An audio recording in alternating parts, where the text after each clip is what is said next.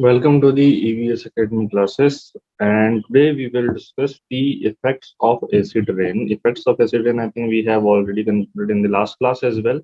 So we have seen that the effect of acid rain is very bad on the monuments because monuments are made up of calcium carbonate, and that calcium carbonate react with the H2SO4 and it made calcium sulfate CaSO4, which ultimately fade the color of the marble, which is pure white earlier. Now that color will be yellowish color, which is not right color of the marble, and all the monuments can be damaged through this particular reaction of the acid rain. Then soil becomes also acidic. We have seen that, and then the acidification of the lake, ponds, or the water storage places would takes place, which is also harmful. And then eutrophication of the lakes also takes place because it added the nutrition in the lake and which ultimately lead to the higher growth of the biomass of the lake. So that all we have already discussed. So let's move ahead today. This question is about which of the following is not a precursor of classical smog. So we have seen a very two important topic in the last class, that is the classical smog, and one another is the photochemical smog. This question is from the classical smog, already asked question in the previous year papers. Which of the following is not a precursor of the classical smog? So in the classical smog means London smog. So in the London smog, the SO2 is the main thing, that is the precursor of the classical smog. Then aerosol plays also very important role. And because it is a smog, so smoke plus the fog both plays very important role here. So fog is also a good precursor of the classical smog. Only thing, the D option, sunlight. Sunlight is not a precursor of the classical smog. So the right answer will go to D option because the sunlight is precursor of photochemical smog, not classical smog. So I hope it is clear to you that we have already seen in the last class. Next question is pH of dust-free or unpolluted rainwater is 5.6 due to distillation of or due to mixing of. So that is very obvious, carbon dioxide. This reacts with the H2O, and this H2O and CO2 reaction would be H2CO3, or which is also called as carbonic acid, and which is main precursor of the or the distillation of the rainwater, due to which the rainwater pH is 5.6. So I hope the both questions are clear to you. Next thing that we have to discuss in this particular unit is climate change or global warming. So what is global warming and what is climate change? So if you look at the Earth's surface, in the Earth's surface, there are multiple gases available, and these gases absorb the good amount of radiation. Otherwise, the atmosphere cannot absorb the gases, and the temperature of Earth would be very, very low. If you say what would be the temperature of the Earth without the greenhouse gases, which causes the global warming, so without the greenhouse house gases, the Earth temperature would be minus 18 degrees Celsius. But currently, we are at the almost how much? 15 degrees Celsius. So from this particular without greenhouse gases to this 15 degrees Celsius of average temperature, around the 27 degrees Celsius jump or 30 degrees Celsius approximation jump you can see here, that is only possible due to greenhouse gases. Without the greenhouse gases, you cannot imagine life on the Earth's surface. The greenhouse gases are very important. The absorbance of radiation is very important. Otherwise, the maintenance of the Earth's temperature is not possible, and no one can live in the Earth atmosphere without that warm temperature. So here you can see that solar radiation is passing through the atmosphere, and then it is coming to the Earth's surface, and from the Earth's surface, the short wave radiation which was coming from the sunlight is now converted into long wave radiation, LWR. This long wave radiation is absorbed by these greenhouse gases which are present here, and infrared radiation is absorbed by the greenhouse gases and re-radiated in all the directions, because infrared radiation is a type of long wave radiation. So this radiation absorbs the gases here. So I hope it is clear to you. And this is how the greenhouse gas phenomena takes place, and that is very important. The only bad thing that is happening right now, that very increased amount of greenhouse gases. Yes, greenhouse gases are very, very important for the survival of all the living organisms. But the increased amount of the greenhouse gases will lead to the excess increase in the temperature of the Earth's surface, which can harm the normal life procedure of the any organism as well. So only that is the problem. The increased concentration. Greenhouse gas is not a problem. So this increased concentration in the atmosphere will lead to the continuous warming of the globe, which is known as the global warming. And global warming is because a climatic phenomena in long range there would be increase in temperature. So this is termed as climate change as well, because climate is continuously increasing its temperature from what? From the previous average values. So that is how we can understand the climate change and global warming. So I hope it is clear to you.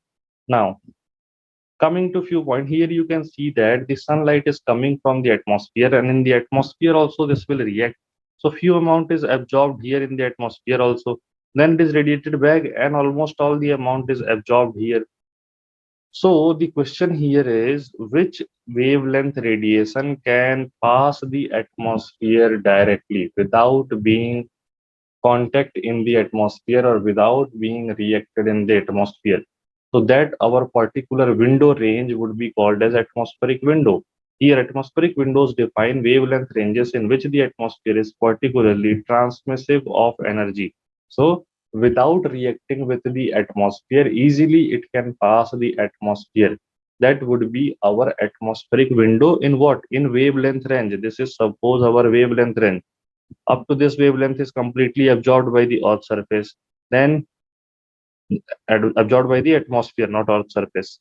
Then from this particular to this particular wavelength, the atmosphere is open for the transmittance of this particular wavelength. Then from this point to this point, again all absorbed.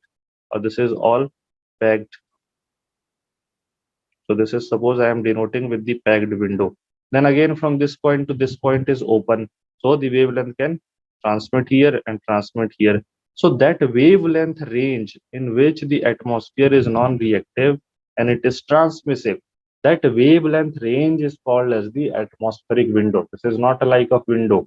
This is just a wavelength range in which if you just transmit the electromagnetic radiation, so without reacting with the atmosphere, it can easily pass through that particular atmosphere. So that is your atmospheric window. For this particular wavelength, the atmosphere is transmissive. It is not absorbing that energy.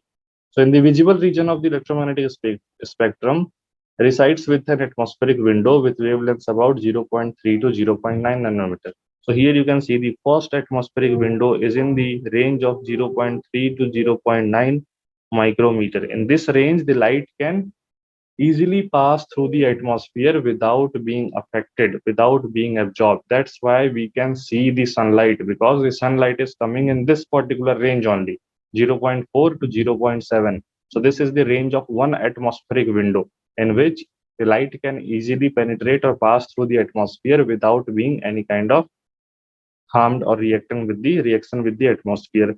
Then if you look at the another wavelength window, atmospheric window, that is emitted energy from the Earth's surface is sensed through the windows at 3 to 5 micrometer and 8 to 14 micrometer. These two are again atmospheric window. If you look at this atmospheric window, you can say that this is in the range of 3 to 14 micrometer. But here also in between 5 to 8, this is opaque. This window, this is not a window. This is the area in which if any wavelength is coming, so the atmosphere will react with that. But in the range of 3 to 14, overall, you can say that is the atmospheric window range. Or exactly if someone asks, so that is in the range of 3 to 5 micrometer. Then 5 to 8 is opaque, and then 8 to 14 micrometer is again open, that is atmospheric window. So two atmospheric window again we have in the long wavelength range, that is 3 to 5 micrometer and 8 to 14 micrometer. Then we have Wien's displacement law. Wien's displacement law is what? So you can just measure the maximum wavelength coming out from any body. What would be the wavelength you can measure with the help of Wien's displacement law? So according to Wien's displacement law, that the maximum wavelength of the energy, that is lambda micrometer by any body, is equals to B. B is the Wien's constant divided by T, temperature of that body in Kelvin. So the Wien's constant value is provided by Wien, that is 2897. So for suppose if I want to calculate that what is the maximum wavelength from the Earth uh, coming out as in form of electromagnetic radiation. So we should know that the every body which is having more than 0 degree Kelvin temperature, so that will emit some kind of radiation. Always, everybody. If anybody is in the 0 degree Kelvin, which is not possible theoretically, only on that scenario the body will not emit any kind of energy. But all other bodies which are having the temperature zone of more than 0 degree Kelvin. So all will emit some amount of energy. So you want to calculate that amount of energy's wavelength.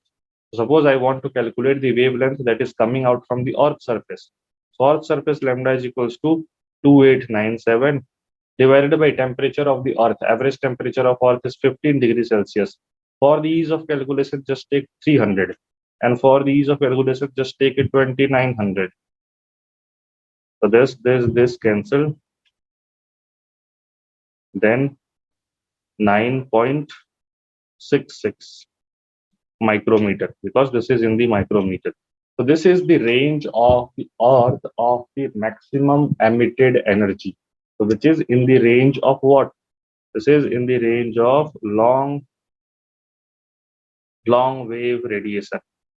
So long wave radiation zone you can see of the Earth. So Earth emits its energy in the long wave radiation. Just take another example of the sunlight you can take. So again, lambda is equals to here 2897. If you look at the temperature of the sun, so temperature of the sun is around 6000 degree Kelvin. Okay, so I can put 6000 here.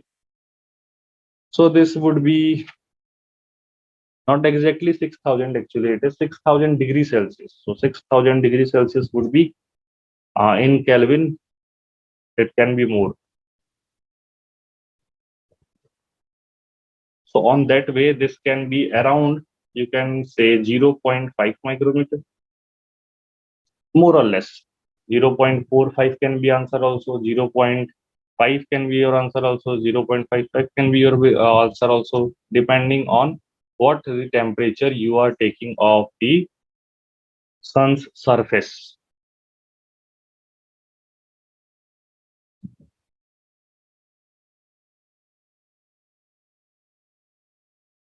So 5500 degrees Celsius, approximately 6000 I am taking for the ease of calculation. But the right answer you will get would be around somewhere 0.55. And this 0.55 range is the Vibgyor range of the yellow color. So that's why the sunlight you can see is in the yellow color, because of the maximum amount of electromagnetic radiation which is coming out from the sun is the range of yellow color spectrum or yellow color electromagnetic radiation. So that's why this is yellow. The sun looks yellow because of the maximum wavelength which is coming out is in the yellow color range. So I hope it is clear. You can calculate any body's upcoming wavelength, maximum wavelength range by using Wien's displacement formula. So this is the Wien's displacement formula, and that is for what this is used. So I hope it is clear. Then here this is containing all the greenhouse gases and their respective details. The details which are important here are the pre-industrial concentration. Do not remember it. Concentration, now it is important. Concentration, atmospheric lifetime is important, and GWP is important. These two things you can just skip. Let's look at the carbon dioxide. So carbon dioxide pre-industrial era concentration was 280 ppm. If you look at the current concentration in the year of 2019, this was 411. But now in the 2020, this is somewhat 419 ppm. So 8 ppm again increased. Then atmospheric lifetime of the carbon dioxide is variable, it is not fixed. Now what is global warming potential? GWP is what? Global warming potential.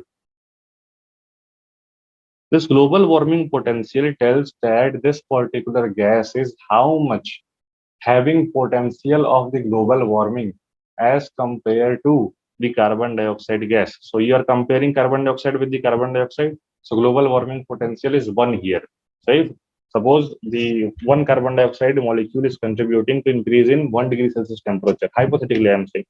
So the same carbon dioxide would be again do the same thing, 1 degree Celsius increase in the temperature. So this GWP is used to measure the global warming potential of other gases except the carbon dioxide. So we will compare them with the carbon dioxide, how much it is more harmful as compared to the carbon dioxide. That is the global warming potential. Then we have the methane pre-industrial concentration, need not to remember. Current concentration you can remember that is somewhere around 1.9 or 2 ppm in the atmosphere.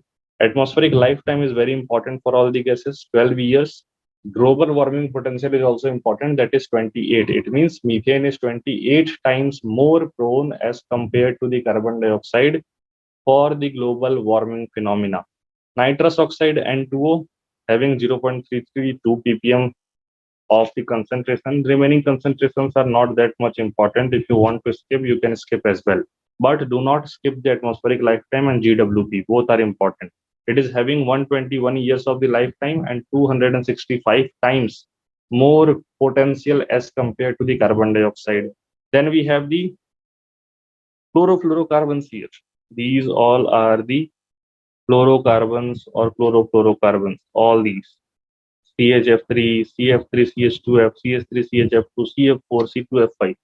So if you want to remember them, you can remember them in group. You can see that the lifetime is very variable here. You cannot say some chemicals or the gases are having 50,000 years of lifetime.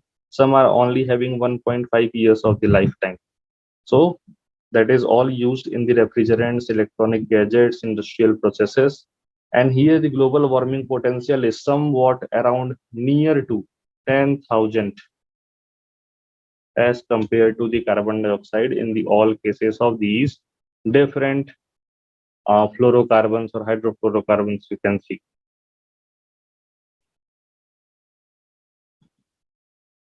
Then very important gas, another thing, that is the sulfur hexafluoride, SF6. SF6 have the highest amount of GWP among all the gases, 23,500 more prone or potential as compared to the carbon dioxide, and the lifetime is also very high, that is 3,200 years. So these lifetimes are important that you have to remember, and these the GWP are also important that you have to remember. Till date, they haven't asked any separate question from each SFC or each fluorocarbon or chlorofluorocarbon. So if they ask you also, they will ask in the group. So a rough idea you should have. If you cannot remember all these details of the HFCs, that would be also okay, no problem. Till date, there was no question asked from this particular section right now. Okay. They have asked from the carbon dioxide, methane, nitrous oxide, sulfur hexafluoride, but not separately for these all fluorocarbons. So I hope this table is clear to you.